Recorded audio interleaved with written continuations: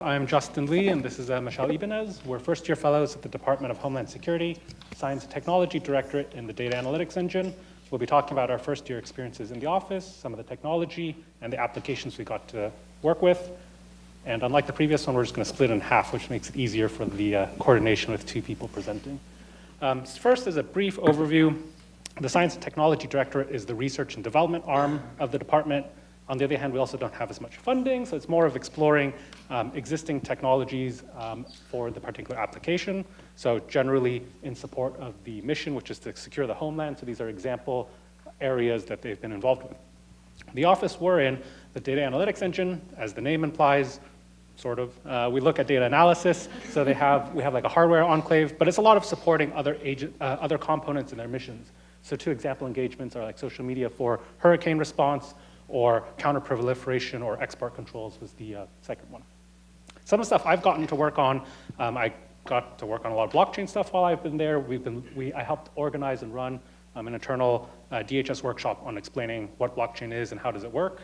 Vandana from NSF also invited me to give the same talk at NSF, so thanks, shout out to Vandana.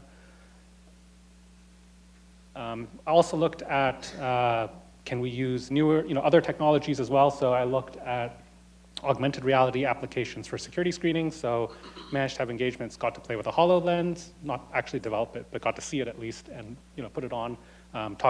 Looked at Google Glass, and we were looking at, for instance, at the MBA for security in those environments. Finally, I got a chance to look at broader, sort of beyond DHS. There was part of a interagency working group that met at the EEOB every Friday, which was pretty cool, technically part of the White House, looking at response to disaster situations. And I'm going to turn it over to Michelle, and she'll talk about the projects that she's been working on. All right, I'm going to talk more about the operational side of things, so how our department actually engaged with the components. So we focus a lot on critical infrastructure protection, which is divided into 16 sectors. We've worked with the commercial facilities sector, and during that, we were able to participate in a few of the MBA events where we deployed social media analytics in order to ensure situational awareness of threats. I've also worked with the investigative units on different things related to cyber facilitated crimes. So where traditional criminal organizations are operating both on and offline and developing tools and metrics to assist them to identify those networks. Like many other agencies, DHS is concerned about the opioid crisis. Much of the opioids coming into the country are being advertised on online markets.